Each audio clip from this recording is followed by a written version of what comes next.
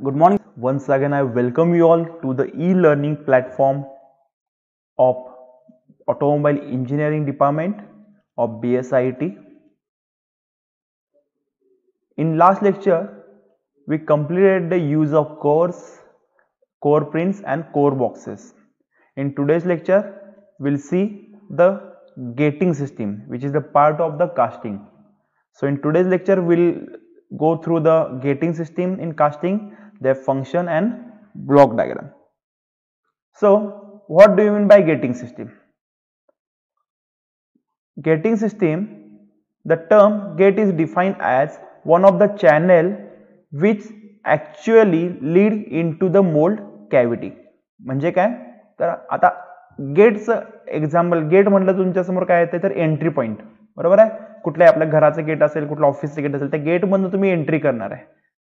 तर यामध्ये सुद्धा गेटिंग सिस्टीम किंवा गेट म्हणजे काय, it is the entry system ज्यामधनं molten metal तुम्ही मोल्ड मध्ये पोर करताय, ओतताय, त्या पॅसेजला म्हणतात गेटिंग सिस्टीम. आणि त्या पूर्ण चॅनेलला म्हणायचं गेटिंग सिस्टीम किंवा त्याला म्हणायचं gate.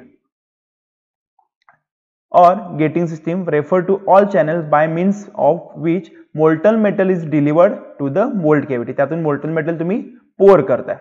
The function of the gating system are काय काय functions आहेत? To provide continuous uniform feed of molten metal with as little turbulence as possible to the mold cavity. म्हणजे काय, जोपर्यंत तुमचं मोल्ड भरत नाही, जोपर्यंत तुमचा मोल्ड भरत नाही तोपर्यंत तुम्हाला कंटिन्युअस मोल्टन मेटल त्यामध्ये पोर करायचं आहे विथ मिनिमम टर्ब्युलन्स. टर्ब्युलन्स म्हणजे काय, भोवरा फिरता कामा नाही, कंटिन्युअसली ते आहे तसं मोल्टन मेटल स्ट्रेट खाली गेलं पाहिजे. This is the first requirement और first function. Then second one is the to supply the casting with liquid metal at the best location to achieve proper directional solidification and optimum feeding of shrinkage cavity. म्हणजे काय तर ज्या ठिकाणी तुम्हाला molten metal पोर करायचं आहे तर तिथं जायला ते प्रॉपर लिक्विड फॉर्म मध्येच गेलं पाहिजे आणि कमी वेळामध्ये गेलं पाहिजे आणि प्रॉपर सॉलिडिफिकेशन साठी. म्हणजे आता पोर केलंय, पोर करत करत तुम्ही पोर करत गेलाय आणि त्याला टाइम लागला किंवा वेळ लागला तर ते मध्ये सॉलिडिफाय होता कामा नये. तर ती पूर्ण कॅव्हिटी जी मोल्डची कॅव्हिटी आहे ती पूर्ण प्रॉपर भरली पाहिजे आणि ते तिथं सॉलिडिफिकेशन जे आहे त्याचं प्रॉपर टायमिंगवर झालं पाहिजे. त्यासाठी ते गेटचं फंक्शन किंवा गेटचे लोकेशन सुद्धा आहे ते सुद्धा महत्वाचं आहे. To fill the mould cavity with molten metal in the shortest possible time. जसं सांगितलं कमी टाइम मध्ये ते फिल करायचं. नाहीतर समजा इथं तुमचा मोल्ड आहे आणि इथं तुमचा एकदम साईडला रनर आहे किंवा गेट आहे तर इकडून यायला इथं तुम्हाला लागणार एवढा पॅसेज, त्याच्याऐवजी तुम्हाला डायरेक्टली इथून द्यायचं. तर त्यानुसार त्याचं फंक्शन आहे की कमीत कमी टाइम मध्ये तुमचं मोल्ड कॅव्हिटी भरली पाहिजे. To provide with minimum of excess metal in the gates and riser, the inadequate rate of metal entry on the other hand will result many defects in the casting. To provide a minimum access, एक कमीत कमी access, एका single access मध्ये किंवा एक दोन access मध्ये तुम्हाला मोल्टन मेटल तुम्हाला पोर करायचं आहे ते ह्या गेटिंग सिस्टीम मध्ये तुम्हाला करता येते. टू प्रिव्हेंट इरोजन, म्हणजे झीज होऊ द्यायची नाही आजूबाजूच्या मोल्ड वॉलची. आणि सगळ्यात महत्वाचं टू प्रिव्हेंट स्लॅग, म्हणजे जे नंतर जे ऍश तयार होते, स्लॅग म्हणजे काय, नंतर जे जळल्यानंतर जे ऍश वगैरे तयार होते तर ती कमी करायची आहे तिथं. Sand and other foreign particles to from entering the mould, म्हणजे त्यातनं मोल्टन मेटल मधनं आतमध्ये पोर करताना जे ऍश असेल किंवा सँड असेल ती तुम्हाला एक्सटर्नल पार्टिकल्स तुम्हाला रिमूव्ह करायचे किंवा आतमध्ये ओतू द्यायचे नाही. So this is the function of the gating system. Getting system म्हणजे काय, ज्यातून मोल्टन मेटल तुम्हाला पोर करायचं. तर खाली ही ब्लॉक डायग्राम महत्वाची आहे एक्झामच्या दृष्टीने सुद्धा. This is our gating system. The pouring cup, pouring कपचं फंक्शन काय आहे तर ह्यामधून तुम्हाला मोल्टन मेटल ओतणार आहे आणि यातून तुम्ही जाताय. तुमच्या फॉर एक्झाम्पल तुम्ही कुठे पेट्रोल भरत असाल किंवा काय असेल कॅन मध्ये वगैरे तर तिथे काय असते, नरसाळा असते ना, तर नरसाळ्यासारखं हे काम करते जेणेकरून मोल्टन मेटल ओतल्यानंतर इकडे तिकडे कुठं साईडला पडू नये. तर ह्या पोरिंग कप मधनं पडतं. त्यानंतर हे स्पर आहे, स्पर मधनं काय होतं, स्पिअर मधनं हे या कॅप मध्ये आल्यानंतर, कप मध्ये आल्यानंतर ते ह्या रनर मध्ये पाठवायचं किंवा रनर पर्यंत सोडायचं काम, या दोन्ही मधलं कनेक्शन हे स्पोअर कडनं केलं जातं. त्यानंतर रनर आहे, रनर मध्ये हे मोल्टन मेटल येते आणि रनर मधनं आल्यानंतर रिस्पेक्टिव्ह गेटिंग सिस्टीम मध्ये हे गेट्स आहेत.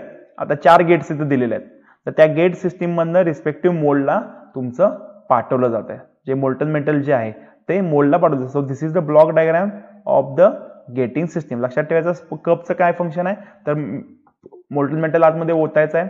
स्पोअरचं फंक्शन काय आहे, तर ते it is a connection between the cup and the runner, आणि रनरमध्ये ते तिथून रनरमधनं रिस्पेक्टिव्ह गेटमध्ये पाठवलं जाते. तर हे आपल्याला व्हिडिओमध्ये आपण बघू आता लगेच यानंतर.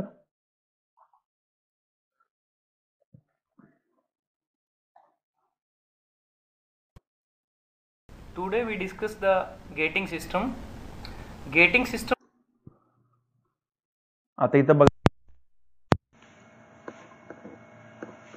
हे पोरिंग कॅप आहे. जसं आपण बघितलं होता, त्यानंतर स्पोअर आहे. इथून मोल्टन मेटल तुम्ही ओतताय, स्पोअर मधनं खाली येत आहे. त्यानंतर हे आहे रनर, आणि ह्या रनर मधनं रिस्पेक्टिव्ह हे गेट्स आहेत.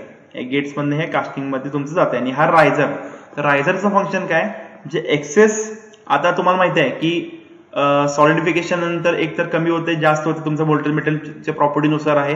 तर याच्यावरनं तुम्हाला काय कळतंय, जेव्हा मोल्टन मेटल तुम्ही ओतताय, ह्या रनरमधनं आलं, रनरमधनं ह्याच्यामध्ये गेलं, मोल्डमध्ये गेलं, आणि जेव्हा हे मोल्ड पूर्ण कॅव्हिटी भरणार आहे, भरले का नाही कॅव्हिटी हे तुम्हाला कसं कळणार आहे, तर ह्या रायझर मधनं कळणार आहे. म्हणजे एक्सेस झालेलं मोल्टन मेटल तुम्हाला रायझर मधनं वर येताना दिसतंय.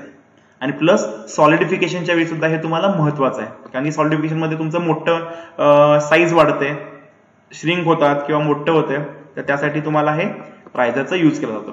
तर व्हिडिओ बघा. All the passages through which molten metal enters the mold cavity. So molten metal enters the mold cavity. That means it includes the pouring cup, sprue, gate, runner, riser, screw base. The manner in which molten metal enters the mold has a great impact on the quality of the casting produced. So the gating system should be carefully designed and produced. Gating system should prevent the formation of oxide, slag, dross, etc.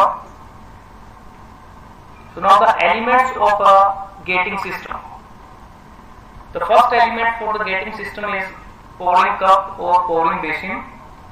The main role of pouring basin, molten metal is poured into a pouring basin which acts as a reservoir from which it moves smoothly into the sprue.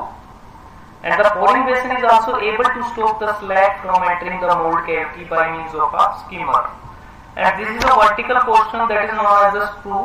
म्हणजे काय, pouring basin मधनं properly तुम्हाला passage आहे, ज्यामधनं तुमच्या sprue मध्ये, या sprue मध्ये तुम्हाला मोल्टन मेटल पोर होणार आहे. प्लस इथं काय असणार आहे, जे स्लॅग वगैरे आहे किंवा फॉरेन मेटल्स आहेत ते इथं रिमूव्ह केले जातात. And it is the channel through which molten metal is brought into the parting plane, where it enters the runners and then gates. Parting plane म्हणजे काय, जे कोप आणि रॅकचे पार्टिंग प्लेन असेल तिथपर्यंत ते आणलं जातं. And screw are conical in shape because the molten metal, when moving from top of the cope to the parting plane, gains in velocity, so requires a smaller area of cross section for the same amount of metal to flow at the bottom. And the next part, that is the sprue base well. This is a reservoir for metal at the bottom of the sprue to reduce the momentum of the molten metal. And the next part is runner. It is generally located in the horizontal plane or parting plane, which connects the sprue to its in-gates. And runner extension is provided to trap the slag in the molten metal. The next part these are the gates. These are the opening through which molten metal enters the mold cavity. So here is the mold cavity in which we produce the casting, and from the gate the molten metal enters the mold cavity through the gate from the runner. So here we can see molten metal that starts to enter through the pouring cup, then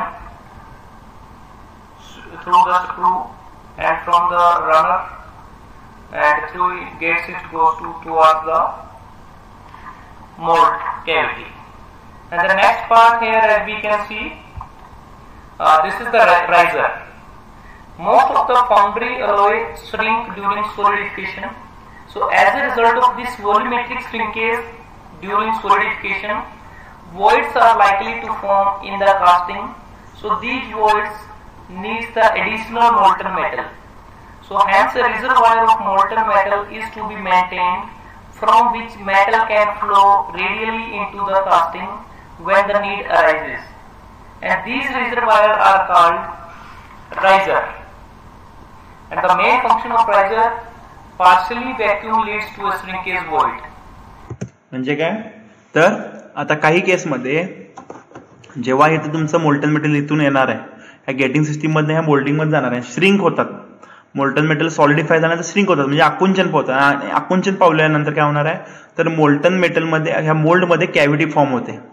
तर ते होऊ नये म्हणून access जे आपण हे भरतोय extra, म्हणजे इकडून मोल्टन मेटल ओतल्यानंतर गेटिंग मधनं ह्या मोल्ड कॅव्हिटी मध्ये आल्यानंतर एक्सेस मोल्टन मेटल आपण मोल्टन मेटल जे आहे ते इथपर्यंत इथून बाहेर येऊस्तोपर्यंत आपण भरतोय, जेणेकरून जेव्हा इथे श्रिंक होणार आहे, आकुंचन पावणार आहे, ते एक्सेस मोल्टन मेटल परत आतमध्ये जाऊन ही कॅव्हिटी भरते. म्हणजे दोन फंक्शन करते, एक तर आपल्याला भरलेलं आहे मोल्टन मेटल, खालचं मोल्ड कॅव्हिटी भरलेलं आहे हे पण कळतंय, प्लस जेव्हा हे श्रिंकेज होणार आहे, आकुंचन पावणार आहे, तर ते कॅव्हिटी फॉर्म होऊ नये म्हणून इथलं एक्सेस मोल्टन मेटल परत आतमध्ये जाते. तर ह्याचं हे फंक्शन आहे ह्या रायझरचं. Metal and their alloys shrink as they cool and solidify. It creates a partially vacuum within the casting. And riser promote the directional solidification. A casting solidifying under the liquid metal pressure of riser is comparatively sound. ठीक आहे. So this is the gating system. याला म्हणायचं getting system. तुम्हाला एक्झामच्या दृष्टीने getting system महत्वाची आहे. तर काय पोरिंग कप मध्ये तुम्ही मोल्टन मेटल पोर करणार आहे, स्प्रू मधनं ते खाली तुमच्या स्प्रू बेस वॉल मध्ये येणार आहे, तिथून ह्या रनर मध्ये जाते, रनर मध्ये रिस्पेक्टिव्ह गेट मध्ये त्या मोल्ड कॅव्हिटी मध्ये जाणार आहे, आणि मोल्डिंग कॅव्हिटी मध्ये गेल्यानंतर एक्सेस झालेलं फ्युअल किंवा एक्सेस झालेलं जे मोल्टन मेटल आहे ते ह्या रायझर मध्ये वरपर्यंत येते, तुम्हाला दिसतंय. आणि हे कधी उपयोगाला येते जेव्हा श्रिंक होणार आहे, मोल्ड कॅव्हिटी मध्ये जेव्हा कॅव्हिटी फॉर्म होणार आहे परत, तेव्हा एक्सेस झालेला मोल्टन मेटल परत खाली जाऊन ह्या मोल्ड कॅव्हिटी मध्ये परत गेलं जाते. So this is the gating system. तर ह्या रायझरचे दोन टाइप्स आहेत. एक आहे टॉप रायझर, म्हणजे वर असतोय बरोबर, सेंटरला येतोय, आणि एका साईडला आहे साईड रायझर. हा रायझर तुम्हाला मोल्टन मेटल तुम्हाला दिसतंय वर आलेला, इकडे हे दिसत नाही, हा side riser. Depending on the your mould or your casting, casting कशा टाईपचं आहे, तर हे असं आहे तर हे तुम्हाला साईड रायझर दिलेला आहे, आणि अशा टाईपमध्ये जर असेल खाली जर नुसतं ट्रॅकमध्ये तुमचं कास्टिंग होणार असेल तर हे टॉप रायझर दिलेलं. डिपेंड्स ऍप्लिकेशन टू ऍप्लिकेशन हे चेंज होतं. So these two are the types of the risers. ठीक आहे. In next lecture will see the pressure die casting, shell moulding, true centrifugal casting. These three types of casting we'll see in the next lecture. Once again we'll see we take a overlook what we learn in today's lecture, that is the gating system. Gating system means it is the passage through which molten metal is poured in the molding cavity. म्हणजे ज्यामधनं molten metal तुम्ही पोर करताय त्या पॅसेजला हे getting system म्हणतात. आणि getting system मध्ये काय काय येतंय तर runner, riser, pouring cup, sprue, gates, हे सगळं हे तुमची झाली gating system. So this is it for the today's lecture. From next lecture we'll start with the types of the casting methods. Thank you.